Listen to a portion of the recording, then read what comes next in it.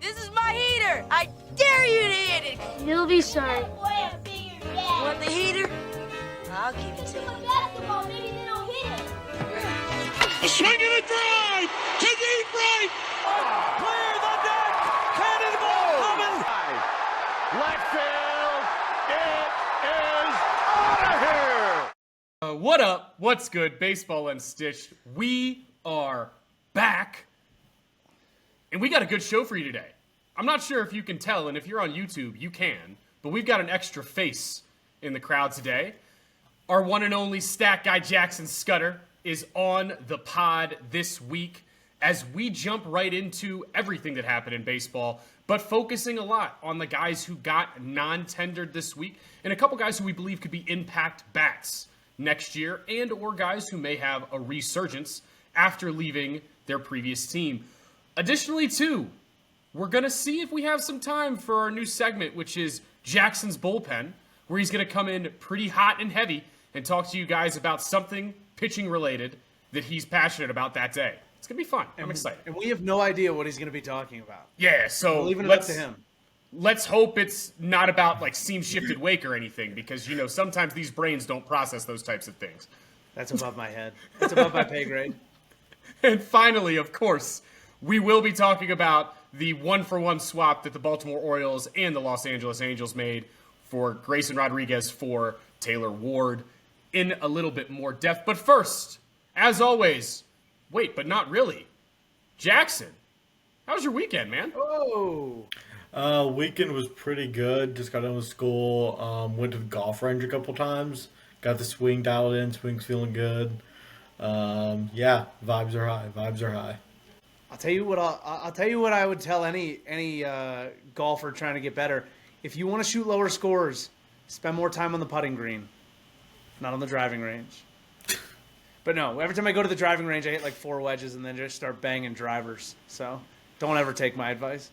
And he's a one handicap. As I say, not as I do. He's a one handicap, just in case anybody was curious. But this is a baseball podcast, as we like to say, not a golf podcast, though we do talk about it more than I think we've anticipated. Flax, why don't you start us off here, man? What happened this week in baseball? Yeah, there was a lot that happened. 3 big trades. Brandon Nimmo from the Mets traded to the Texas Rangers. Marcus Semien in a one-for-one swap with a little bit of cash going back towards the Rangers to cover some of Nimmo's contract. The Orioles, like you said, traded away Grayson Rodriguez for outfielder Taylor Ward. And then the Braves traded shortstop Nick Allen to the Astros for utility man Mauricio Dubon.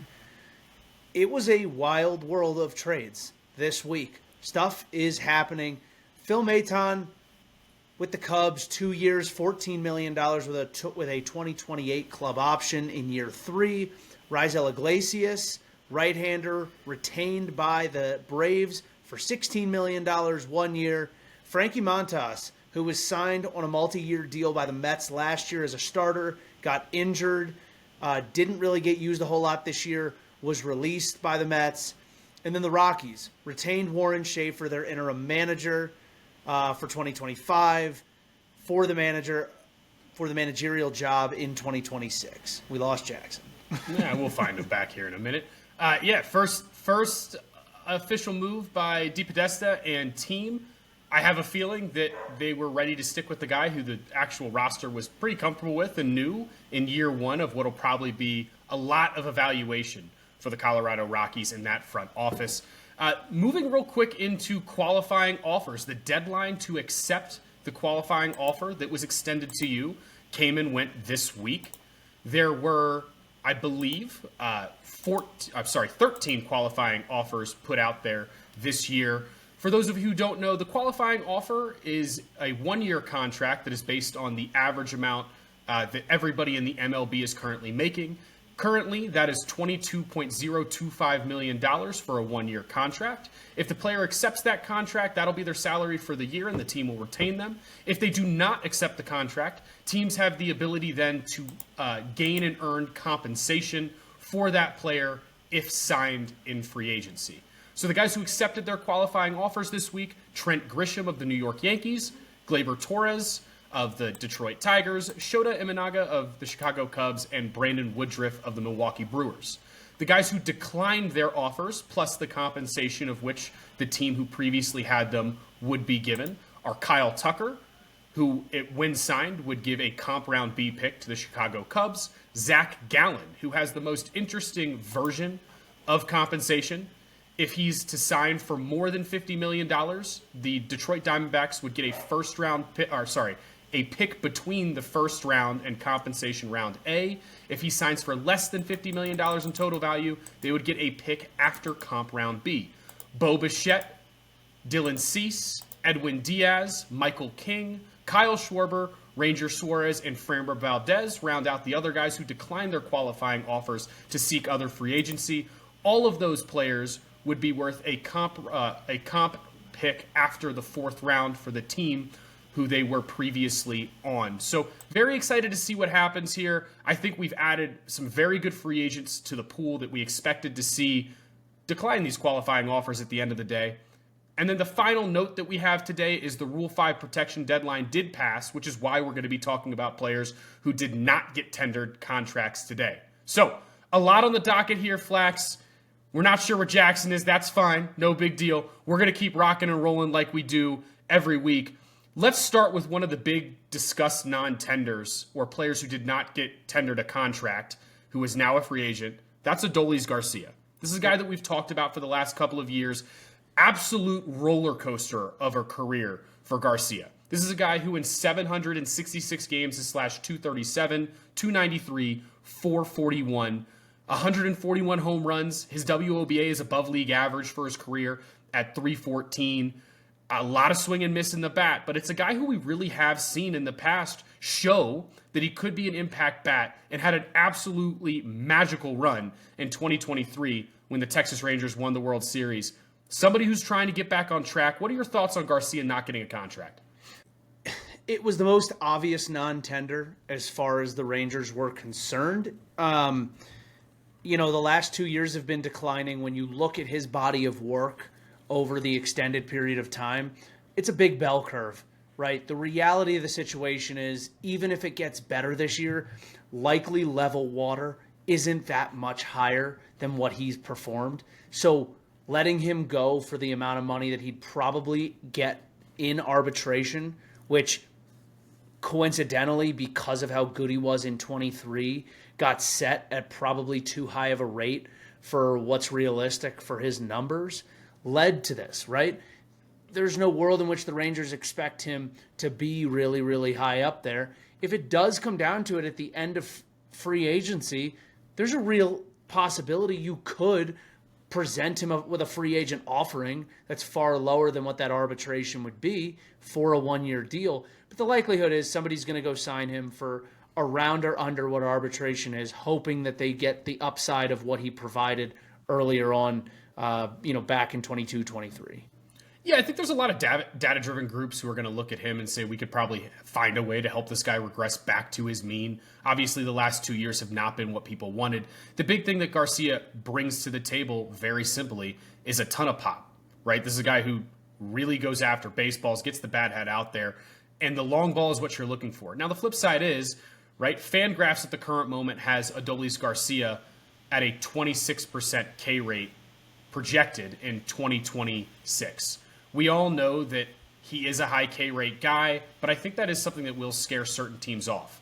When we really sat down and looked at Adolis Garcia, we saw some landing spots for him. One of the processes that we did in this is I sat down, being the roster construction guy on this podcast, looked at what teams would potentially make sense as a fit, and then Jackson and Evan took a look at who they thought might fit, breaking it down even further from the 8 to 10 teams that I gave. The current landing spots that we have for him are the Philadelphia Phillies, Los Angeles Angels, Atlanta Braves, Pittsburgh Pirates, and the Detroit Tigers. Flax, from your perspective, who do you think that he fits the best on when we look at these teams? I think the first one I like is the Phillies. I think it's a lineup that even without Real Muto and Schwarber, he could still be a little bit more protected in, which means he's just seeing more balls over the plate. One of the biggest things we saw a decline in from 22 to 23 and then 23 to 25 was his walk rate. And it dropped tremendously, which tells me he's up there swinging, searching for the pitch to hit and not letting that pitch come to him. There's some level of being passive is the wrong word, and I don't like using that word with hitting in baseball, but being a little bit more selective with what it is you're looking for to hit. And I think being in a Phillies lineup with certain guys that are still there could allow that to happen. The other thing is he's a really good defender, right? His arm strength is really solid. His OAA is above average. So the ability to put him potentially in a 1-for-1 swap with like what was Max Kepler last year, if Brandon Marsh doesn't play to what he did last year and you want to do a right and left platoon, those options are there. I think he fits. I think outfield bats are definitely something that group needs. And again, if you're losing Real Muto, getting another potentially high-profile or high-octane right-handed bat in the lineup is definitely necessary in that 1 through 9. I agree. Jackson, what other team on this list of landing spots for Garcia do you think is a good space? Yeah, I think the Angels is a really interesting one. We know they already moved on from Ward, and we know they've reportedly been shopping Joe Adell as well, so it seems like they might have some space in the outfield. And, I mean, it seems like Adolis would be a good fit out there. He kind of fits a similar description to both Adell and Ward, kind of a high-power, higher strikeout guy. I think he'd fit nicely in that lineup behind Trout and just everything that got going there. Completely agree. I think it's a really good opportunity for somebody to pick up a player. The last team that I'm going to mention here is I actually think that a 1-year deal with a team like the Pittsburgh Pirates could be really strong for Garcia here. If he can get back on track there, not only is that good for Garcia, but it would allow Pittsburgh to move him at the deadline for usable pieces at the end of the day. And it's a team who's looking for offense with what is a really good, strong, young starting staff. Flax, fast and furious here. Who do we got next on our list? Next on the list, Evan Phillips. Right-handed pitcher, career stats in 252 innings. You're talking about a sub-4 ERA. ERA and FIP and expected FIP all very generally around each other in a 252 inning grouping, which is a pretty good size sample to take from. It tells us that his stuff and his results are very much dictated on what he's bringing to the table, not how it's affected with what's leaving him and going out to his defense. Over 10 Ks per 9, absolutely love to see that. Sub 4 walks per 9 leads to a guy who can keep the ball in the ballpark. Fangraphs predictions has him throwing 26 games with very similar numbers. Sub 4 ERA, sub 3.5 ERA, just below a 10K per game, below a 3 walk per game. When we looked at some potential landing spots, we looked at places that needed right-handed bullpen help. Talking about the Yankees, the Guardians, the Rangers, the Cubs, and the Reds. The Reds obviously gave some away, have some guys that they could create some building blocks around, and really just backing up some starters. The Cubs, always looking for people that have a little bit more high octane. And the Rangers, I think, was a team we floated. But, you know, I think there's probably some better landing spots. I'm curious, Ryan, to start, and then we'll go to Jackson. Where do you like a guy like Evan Phillips landing best? Yeah, so, you know, this is one of those things here where I think the New York Yankees, and we're going to talk a little bit more about what they did with 4 right-handed pitchers here shortly, did leave themselves the space to bring in a right-handed pitcher who has thrown a lot of high-leverage innings, right? I think that's their biggest need right now. Losing Devin Williams more than likely is going to need to be replaced. In the small sample size that we got of 7 games from Phillips, he did look like himself last year. This was a guy who was on pace to kind of really light up savant pages, as people say. 4-pitch mix really works well. I think this is a guy who does have the ability to really keep the ball on the ground. And I think that's super important in Yankee Stadium, 100% for 82 games a year. So I like his 4-pitch mix. I think the Yankees make a ton of sense. Jackson, where else do you think Evan Phillips fits against the landing spots that we put out there? The other one I think was interesting was the Cleveland Guardians. They obviously have host to fill in that bullpen with Clase and Ortiz both. Smith in that closer role. Evan Phillips, I can see kind of being a Clase type arm, cutter heavy guy. I think that'd be a really good fit there in Cleveland. It's a team that prioritizes bullpen a lot. They usually build up big bullpens with lots of different arms. Yeah, completely agreed. Flax, any of these other spots that you wanted to mention before we move on to our next guy? I don't think there's anything glaring. Again, a righty who's going to keep the ball on the ground, keep the ball in the ballpark, and has thrown high leverage innings, I think he fits in a lot of places, right? I think Baltimore could use a guy like that. A guy who's pitched in situations where, you got to get strikeouts. You got to keep the ball in the air. Again, that's an offensive ballpark. Might be a good landing spot. But the curiosity is, how eager are teams going to be to take on a guy who only threw 7 innings last year and is coming off of an injury? The stuff looked as good as you'd want the stuff to look. But the reality of the situation is someone's going to have to be willing to take a 1 year or a 1+1 year flyer on a guy with a pretty low buyout. So we'll see where he ends up. But there's a lot of options there. I just think those were the top 2. Jackson, who is next on our list of potential high-impact non-tender players? It was Rangers catcher Jonah Heim. This is a guy who I think we were all thinking had potential to be one of the better catchers of baseball, switch hitter guy. Across 608 career games, 225, 282, 371 slug, 68 career home runs. The thing that sticks out to me is a career 40 framing runs. Does a great job defensively. Next year is projected around 8 home runs, 371 slug, 290 on base. 7-8% walk guy, keeps the strikeout rate below 20%. The thing that I found most interesting with him is the framing runs, as mentioned earlier, with the ABS system coming into effect next year. I was wondering if that potentially played a part in him getting DFA'd, because that was non-tenure, since that was a big part of his value. I still think he can be a valuable backup catcher, has some pop in the bat, switch hitting catcher. The landing spots we looked at for him were Blue Jays, Twins, Astros, Nationals, Phillies, and Padres. So if y'all want to dive more into those, go ahead. Yeah, I want to say something first about the framing runs. I think what we don't think enough about, because this has been a big conversation we've seen a lot of people have, right? Are guys like Patrick Bailey, if they don't hit, are they worthwhile? A guy who frames well is a guy who receives well. A guy who receives well is a guy that pitchers want to throw to. It's a guy who has an understanding of what's coming to him from a pitcher. It's a guy who understands what his game plan is and where he needs to set himself up, where he needs to set up against a hitter. There's so much more that goes into being good at framing that is still so worthwhile, regardless of the balls and strikes that it generates. And I think Jonah Heim is super worthwhile when it comes to that. But we're also talking about a guy whose potential offensively, being a switch hitter, gives him a notch up on guys who have fallen out of the league, because the likelihood that at a minimum he maintains being a backup for a very long time is super high. And there's teams out there that I think he fits on out of the gate, like the Minnesota Twins. But I think no matter who you look at, half the league could use a good backup catcher. But I think he fits well in the Minnesota Twins. I think when you look at their roster construction and where they're at as an organization, it's a great opportunity for him to catch some good arms, continue to show how good he is defensively, but also go out and be a star on a team that is constantly looking for somebody else, especially if they end up moving a guy like Buxton, or if that ends up being one of the top tier guys. I think Jonah Heim could slot in behind that and be a really beneficial piece.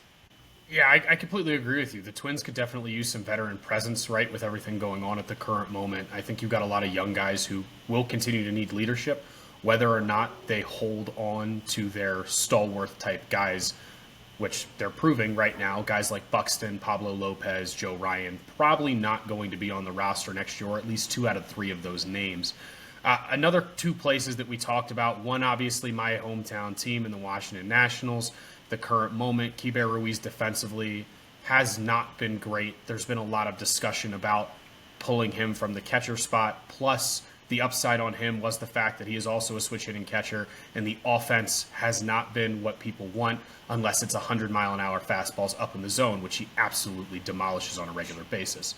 It'll be very interesting to see. But I think a really big landing spot we have to talk about here, with JT Realmuto being gone, is the Philadelphia Phillies. He could end up seeing a lot of innings behind the plate there, the platoon advantage that he gets from being a switch hitter, plus the fact that, again, you already mentioned it yourself, he would not in any way, shape, or form be looked at as a focal point in that lineup. Him sliding down into the 8 or 9 hole could allow him to at least become more of a pop guy again, where if he's hitting 229 but he finds 15 to 16 home runs out of the 8 to 9 hole, I think that's a really, really effective thing for a good Phillies team who's going to lose a middle-of-the-order bat, more than likely, in JT Realmuto behind the plate. Well, not behind the plate, but yes, definitely 2 of them, because Schwarber does not look like he's going to end up coming back, but that's a discussion for another day. The New York Yankees, really interesting non-tender deadline for them this year. They just decided they're going with a whole new bullpen this year. Yeah, just they decided that they were not going to tender contracts to Mark Leiter Jr., Ian Hamilton, Scott Efros, and Jake Cousins. 3 out of the 4 of those guys did throw last year. If I remember correctly, Efros was gone for the entire season. Really interesting situation here. Mark Leiter Jr. is a guy who I think most people consider we know exactly what he is. He's going to be 90% of the time, knock on wood, because I hate saying this out loud. He's been a very healthy pitcher. He's thrown 352.1 innings throughout his entire career. He's throwing to a 4.6 ERA and a 4.33 whip, but does have a lot of strikeout in the arm, which I think allows him to get an opportunity because, again, health is the most important thing at the end of the day. And he's a guy who is going to strike out hitters, which puts him in a good spot. Ian Hamilton, one of the best breaking balls in all of baseball. It's his signature pitch. Somebody is going to look at that and say, we could absolutely use this in our bullpen. Scott Efros looked outstanding. The Yankees traded for him when he had 4 years to 5 years of controllability. However, he has not been healthy over the last 2 years, becoming now available, a guy who has thrown high leverage innings at a very young age. And finally, Jake Cousins, who came over at the deadline from the Colorado Rockies, another guy who possesses a great spin pitch in his sweeper.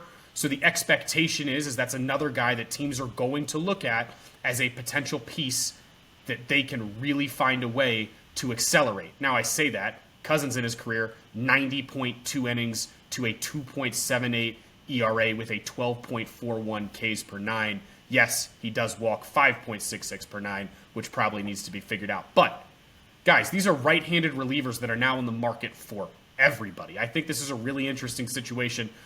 Jackson, is there any of these guys that you want to highlight at the current moment for the prospective teams?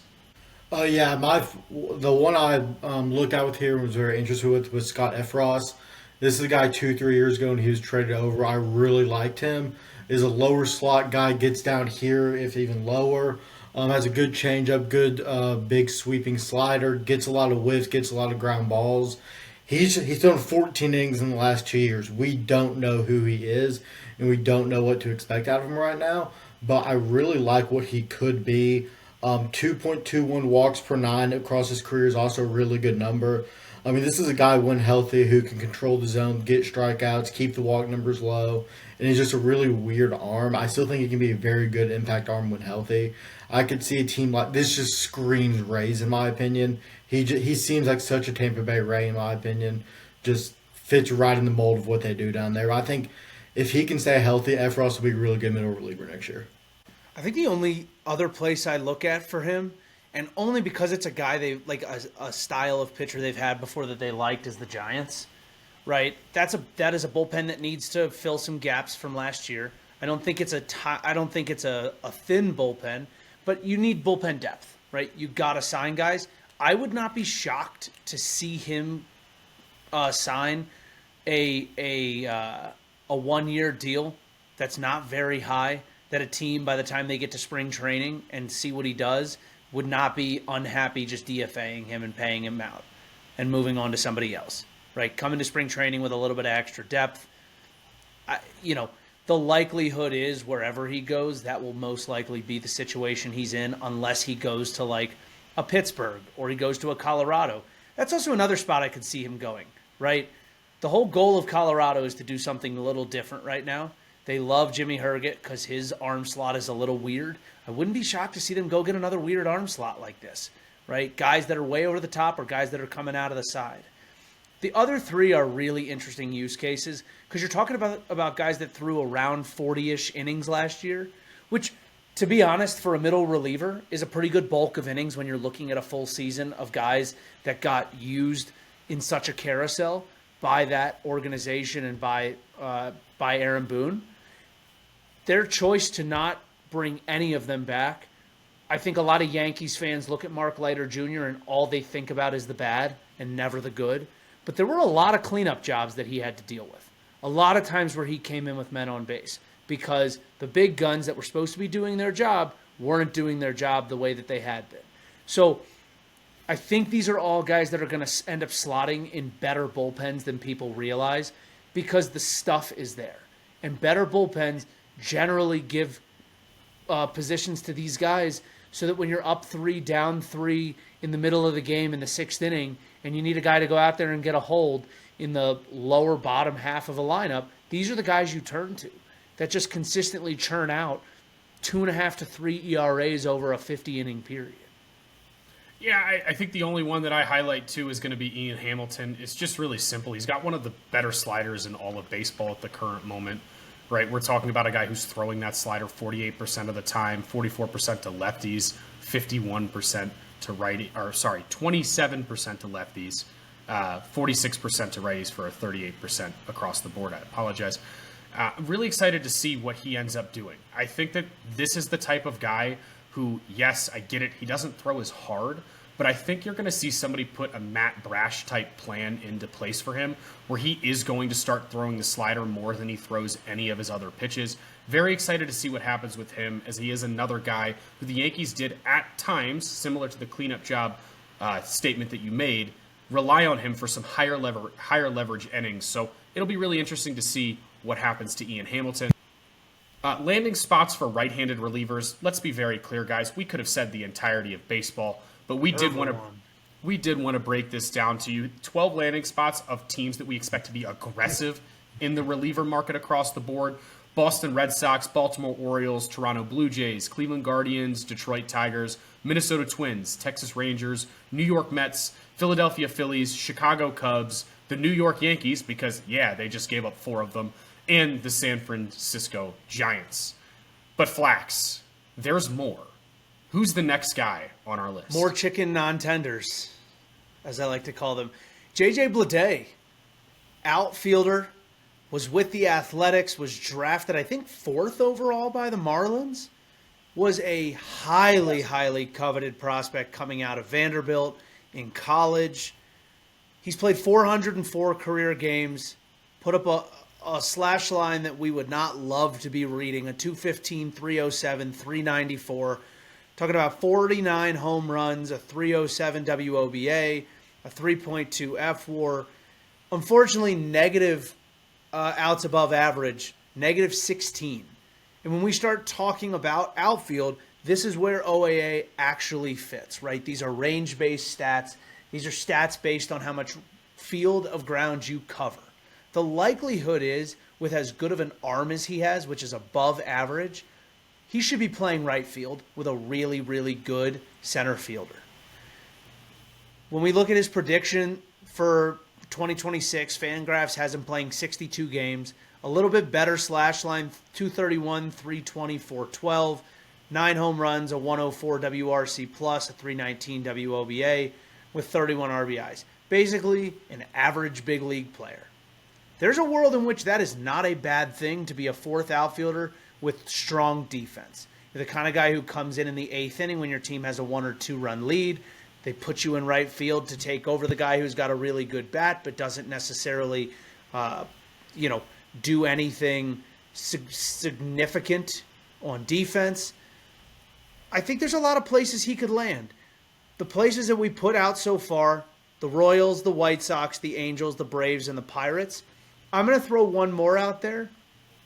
I think he could be a really good 4th outfield fit for the Yankees. I say that because I don't necessarily expect Spencer Jones and Jason Dominguez to still be there. I think J.J. Bleday, with how good of an arm he has, if you do end up shifting Aaron Judge back to center field or want to play the game where you can rotate in a strong left-hander, we've seen the last couple of years they took on a left-handed outfielder who wasn't stellar and came out and had one of his best seasons as a left-handed hitter between Cody Bellinger and Trent Grisham. It's not outrageous to think they could do the same thing with the talent that J.J. Bleday possesses. Yeah, Bleday comes in with a very common issue for professional hitters from the left side, which is the fact that split finger fastballs and changeups absolutely ruin him.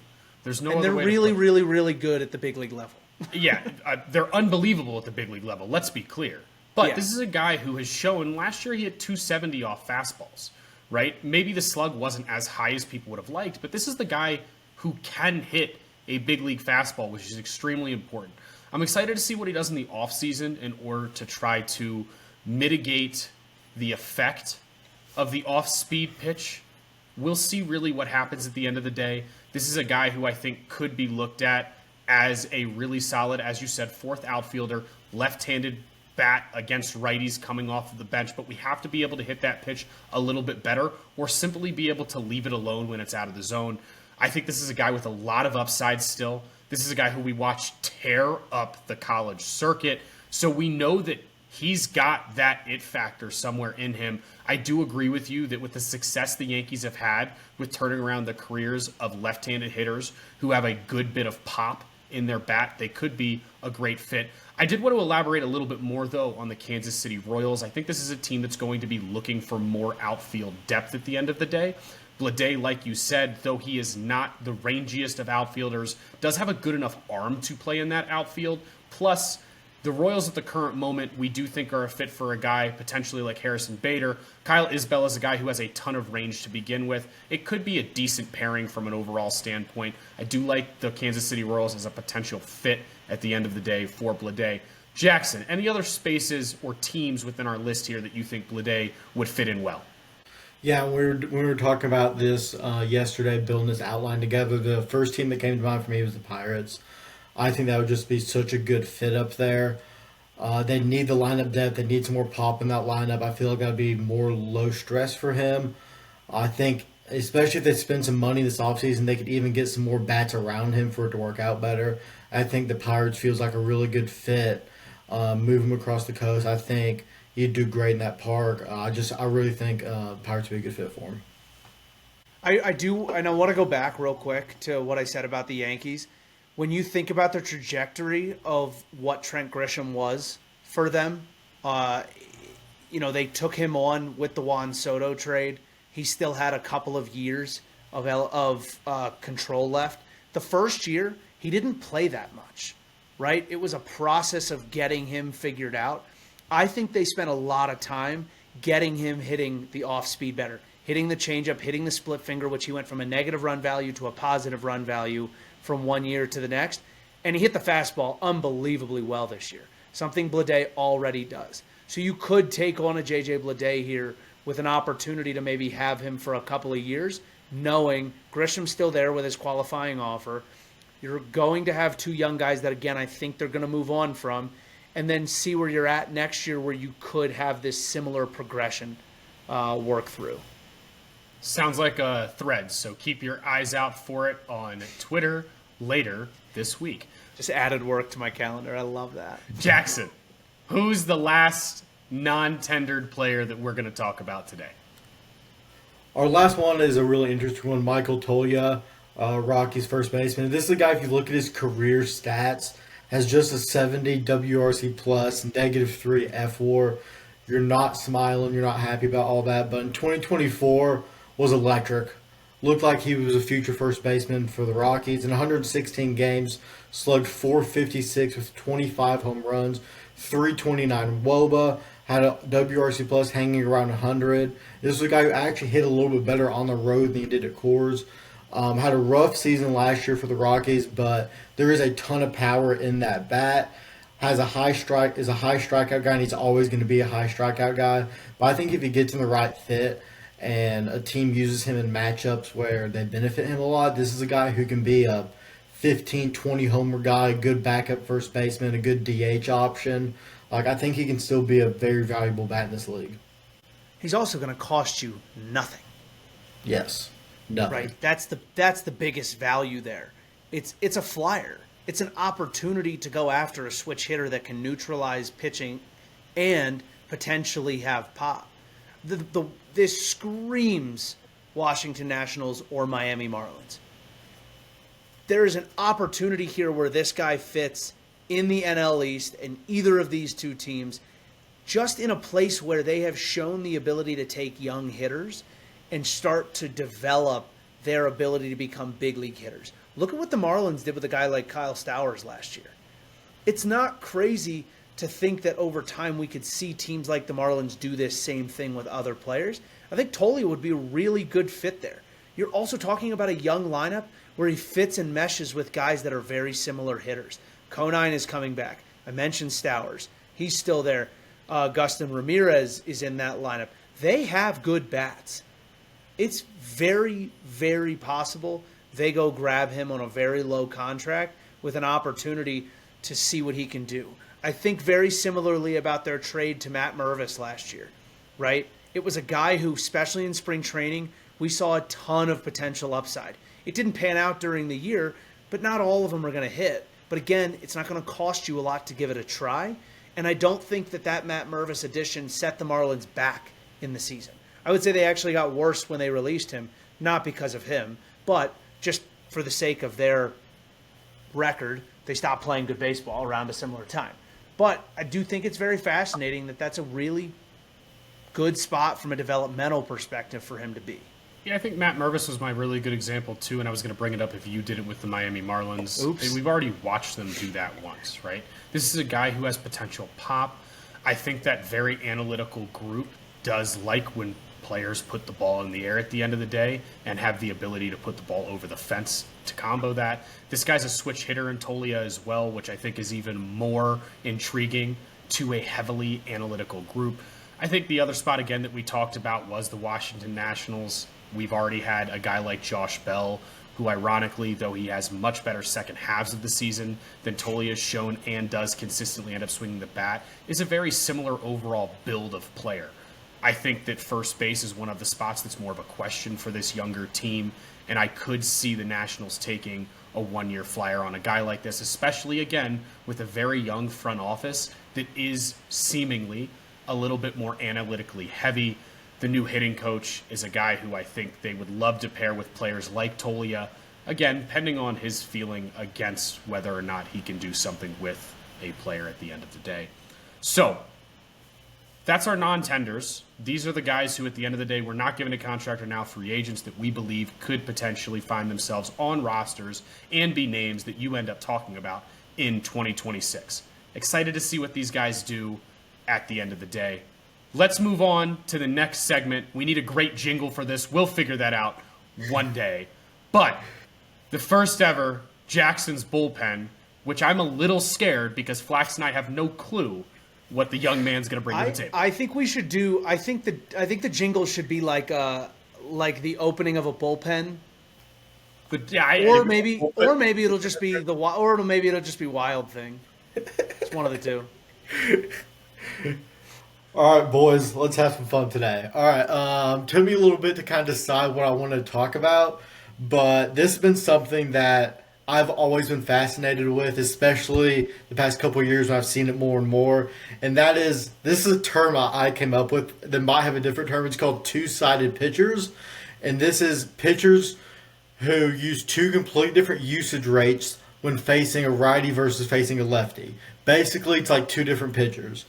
We've been seeing this a lot more as of late. Usually, you're seeing a lots of spin and a lots of sinkers on same side guys getting sinkers in on the hands, spinning a lot away. And then opposite hand guys, you're seeing a lot of changeups and splitters. Typically, those are the pitches that are generating a lot of whiffs. And we're seeing a lot of MLB guys add pitches into their arsenal specifically to face certain sides. The big example of this I've seen a lot is Paul Skeens. Skeens, when he was in college, just a 3-4 pitch guy. Since he's been in the big leagues, has added a bunch of pitches. If you look at his usage chart, sweepers are 24% against righties, just 9% against lefties. And that sinker's 2% lefties, 19% against righties. And he uses the split and the changeup pretty much exclusively against lefties. He's basically built his entire arsenal out to use versus left and right. Now, when you start talking about two-sided pitchers, do you think that this hurts teams' ability to build bullpens, or do you feel like you're seeing it more with starters than relievers? I feel like we're seeing it more with starters than relievers right now. I feel like with relievers, it's having one or two pitches that are elite, and with bullpen arms, one or two pitches that are elite. There's certain bullpen arms that are doing this to try to carve out their role, but we're seeing a lot more starters. The other two names I wrote down were Brian Wu for the Mariners and Parker Messick for the Guardians. Those are two guys. Brian Wu pretty much uses the sinker and the sweeper against righties only, and uses the changeup against lefties. Parker Messick is a lefty arm, so he's the other way around. But we're seeing it a lot with guys who know the feel for their bodies. Seth Lugo, Chris Bassett have been doing this their entire careers. Guys who have a great feel for how they throw a baseball, how it moves in their hand. Pretty much just developing pitches to face certain batters. I remember after Skeen's first year, I think he added the sinker into the arsenal, or maybe in the curveball or something. Literally just said, yeah, we're adding this pitch to face this certain side. I think it's a very interesting. I know here at ETSU, we've even done it a little bit. Like, if we have a left-handed pitcher that we like, we're saying, hey, let's learn to change up. You're only going to throw it to right-handed hitters. Don't even worry about throwing it to lefties. Or vice versa, getting a right-handed pitcher sinker that he's just on to righties. I think it's just a very interesting concept to develop pitchers, especially a pitcher who struggles with facing a lefty or facing a righty, is just developing a new pitch to attack him with. I can't tell you how many times as a left-handed hitter I would see our right-handed hitters get to see curveballs, and all I'd ever see were changeups, and it would drive me nuts. All I wanted was to see the curveball and not the changeup as an off-speed, and I would never, ever, ever get the curveball. The other one's the sinker. You rarely see sinkers on the middle outer half. You'll see them thrown at your front hip as a left-handed hitter, but you'll never see them running away because the ball just runs right into the barrel every single time. If you do get one middle away, it's a badly missed spot. Jackson, I think one of the things that we should add here too, and I want you to express this, is one of the big things that we've seen of late is specifically heavy additions of sinkers and cutters. I think this is exactly the reason why, and I wanted you to elaborate a little bit more on that. Yeah, looking at sinkers first, it's always been a pitch that same side guys have a lot of trouble facing, especially if you have a good fastball to balance it off that pitch. And then with cutters, we've seen cutters used a lot more recently, especially with guys with extreme movements in either direction. A cutter can kind of like be halfway in between, and it's usually used, honestly, a lot opposite side guys get it in on the hands, righty getting it on the hands of a lefty. When you see Mariano Rivera pretty much build a Hall of Fame career just throwing that cutter. But yeah, we've seen a lot of guys adding that sinker and cutter in to face opposite side guys more. The sinker, a lot of right-handed pitchers are using that against righties and using a cutter against lefties. So yeah, those are two pitches we've seen a lot more. We've even seen the splitter in a similar concept. We've seen a lot more splitters used, pretty much just face lefties. That's what Paul Skeens is doing with the splinter pitch. It is fascinating, though, that you talk about the cutter, and a guy that we're going to talk about in the next segment with Grayson Rodriguez. There was a point early in his career where they had him add the cutter, all the way back in 2023, and they were trying to get him to use it a little bit more in the minor leagues. It was horrible. Every time he threw it, it got blasted. But to be honest with you, all he would do was spin it over the middle of the plate. It wasn't really a cutter. But it's hard when you have guys who throw really efficient sliders and curveballs and to try and get them to start throwing different pitches that move glove side. Because the comfort, if we can talk about it really analytically, the comfort with the way that they hold the ball and the way that they come through the ball, whether they're supinators or they're pronators, can have a really big effect on their ability to find shape and pressure in the right way to get something useful. And when they do it right, it's disgusting. But their ability to comfortably do it right consistently and make it worthwhile is really where you turn the page and figure out whether you keep it in the arsenal or not. Grayson Rodriguez in 2024 pocketed it and had a much more efficient year, throwing a very, very simple four-seam, changeup, slider, curveball arsenal. The fastball and the changeup were moving enough arm side, and the changeup was the out pitch down in the dirt. The slider and the curveball were ancillary to throw to righties in different ways. I think slider he could put back foot if needed. I think at the end of the day, this just is the reminder to everybody that the analytics and what we see on the piece of paper is extremely important to player success at the end of the day. But there is still a person who has to throw the ball. There's still a person who has to swing the bat. And if a pitch is simply not comfortable and or you don't have confidence in it, right? We talk a lot about Logan Webb's sinker, which is not considered a good sinker. But guess what? When he throws it, it's elite, right? The ability to also have confidence and good feel with the pitch can make a quote-unquote below-average pitch that much better, simply due to what gets put behind it, the thought process and the mentality. So Grayson Rodriguez, a guy that we're going to transition to talking about now. First off, Jackson, nice job on the first ever Jackson's Bullpen. Love the topic. Good work. Let's move on to our final topic of the day as a podcast here. Grayson Rodriguez moved to the Los Angeles Angels for Taylor Ward. Details, guys, on controllability and contracts, pretty simple here. Grayson Rodriguez, 4 years of control. He is still 1 year pre-arbitration as he has just over 2 years of MLB experience. Again, 1 year of pre-arb, 3 years of arbitration still left. This is a guy who has put up some fairly decent career numbers as a younger pitcher. 4.11 ERA, a 3.80 FIP, a 9.77 Ks per nine, 28% whiff rate, a 30% chase rate with an elite type changeup. However, biggest issue, as we all know with Grayson Rodriguez, has simply been his ability to stay on the ball field. Taylor Ward coming over to the Baltimore Orioles. We knew they were looking for an impact bat, specifically in the outfield. We knew they wanted it to be right-handed. Here's a good example of Elias going out to get that guy. We'll talk about what he gave up here shortly. Ward is in his final year of arbitration, so this is the last year of controllability that the Baltimore Orioles in 2026. He's expected to get around $11.2 million in arbitration, career over 704 games, a 247 batting average, 327 on base, 439 slug, 113 home runs, a 332 WOBA, reminding everybody here. 310 is around what Major League average is. So this is a guy who is an above average Major League hitter and bordering an all-star type talent. 24% K rate, 10% walk rate. We do talk a little bit about the fact that he is not the rangiest of outfielders, but this is a guy who's put up an 11 F-WAR throughout his career. I like the move from an overall standpoint, and one of the big reasons why is because what a lot of people are forgetting with Grayson Rodriguez is he's been a glass cannon throughout his career.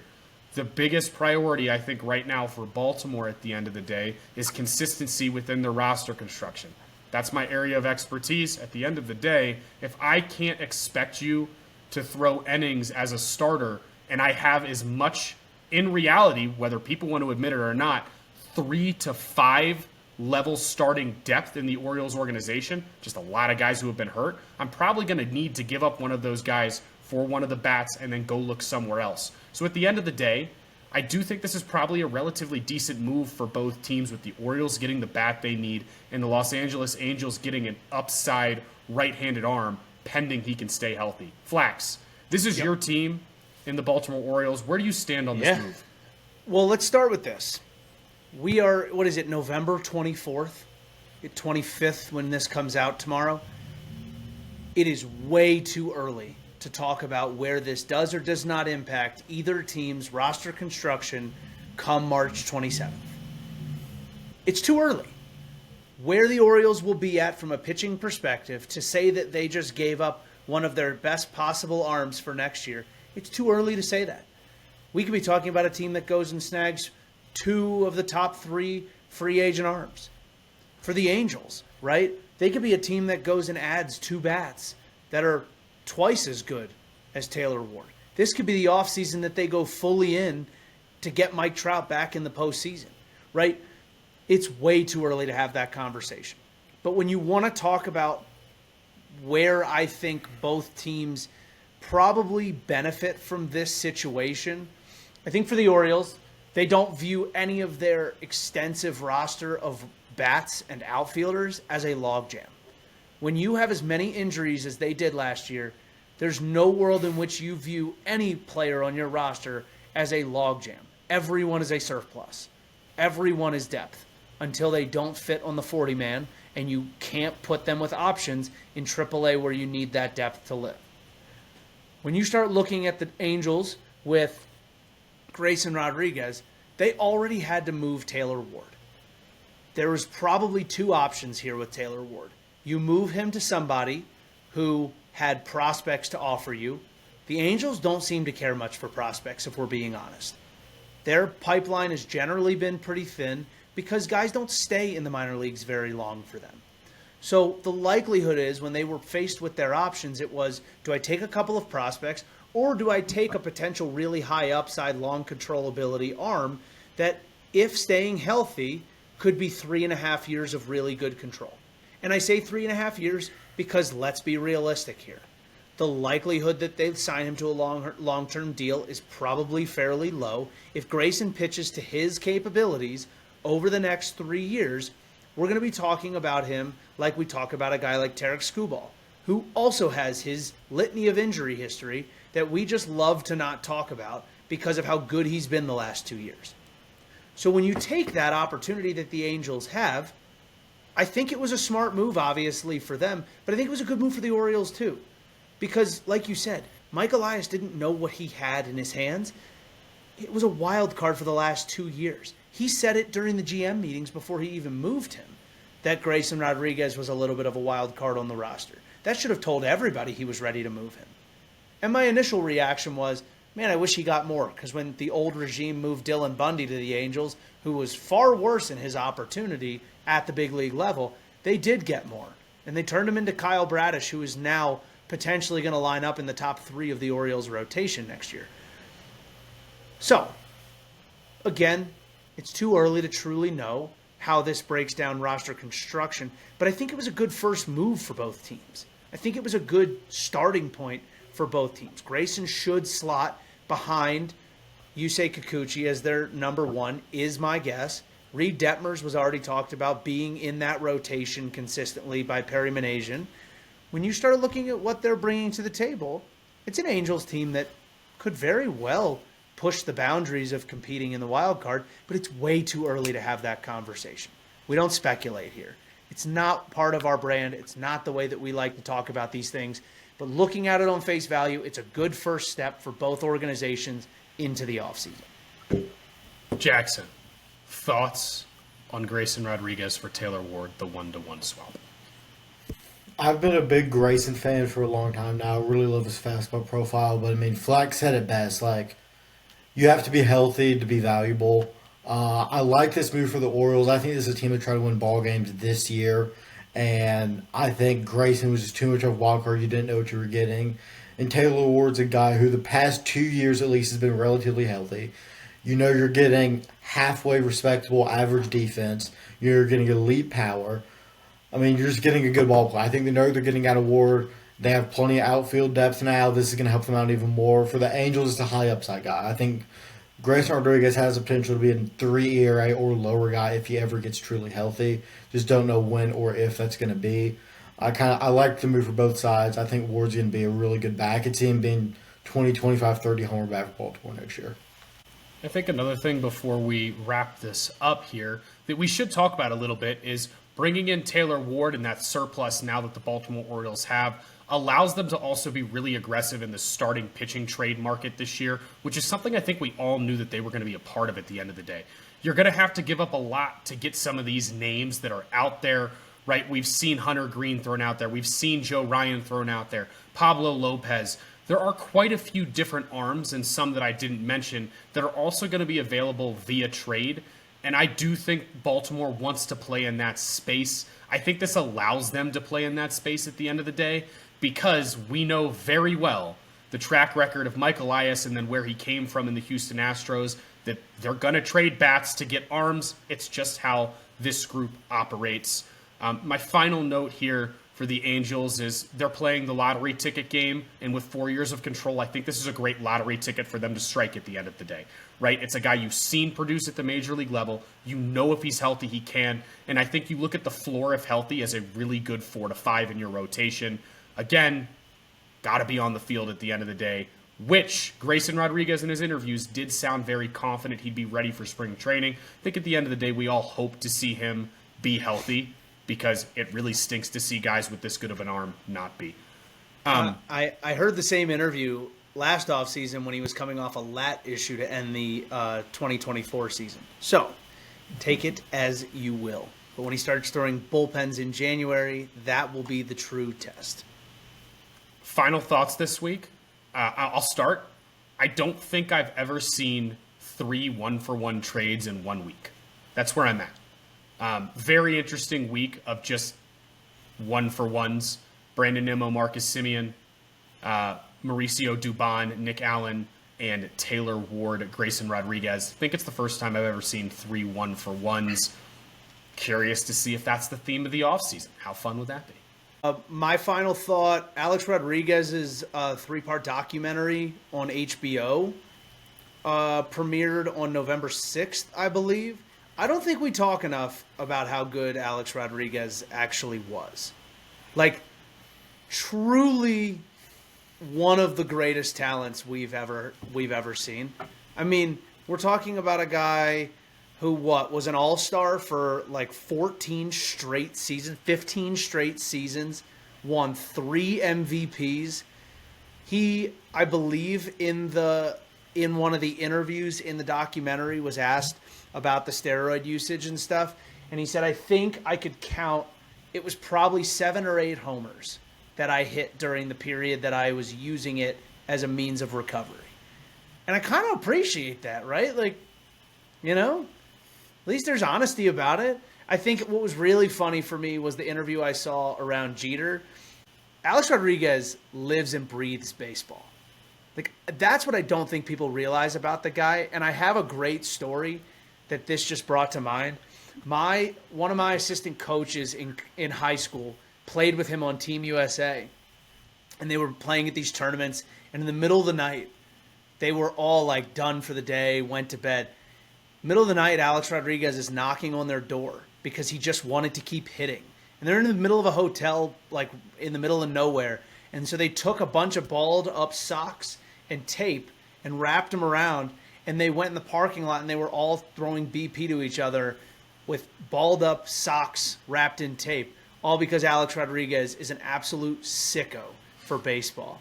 So that's who he is. That's why a guy puts up 117 career WAR, because he's just that sick in the head when it comes to baseball. Jackson, first ever final thoughts on Baseball Unstitched.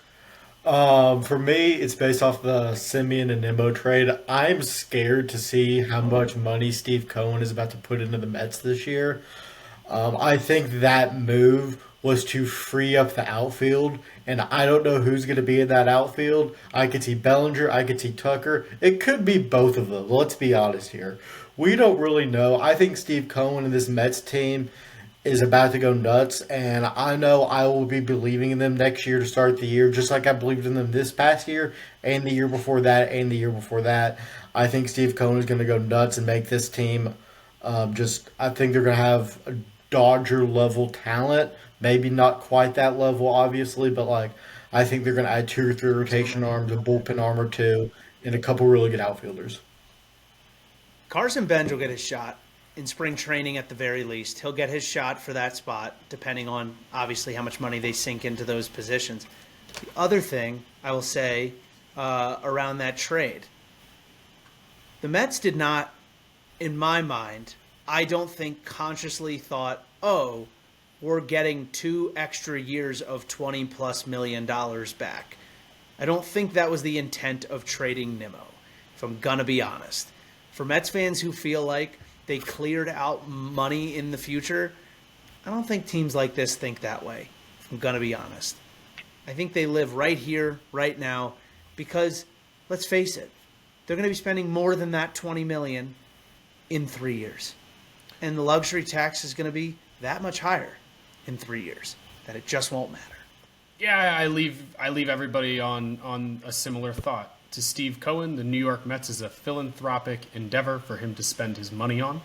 At the end of the day, I don't think the figures, dollar amount, luxury tax, TV deals, I don't know that any of it matters to him. I think every single offseason he looks at what did we do last year?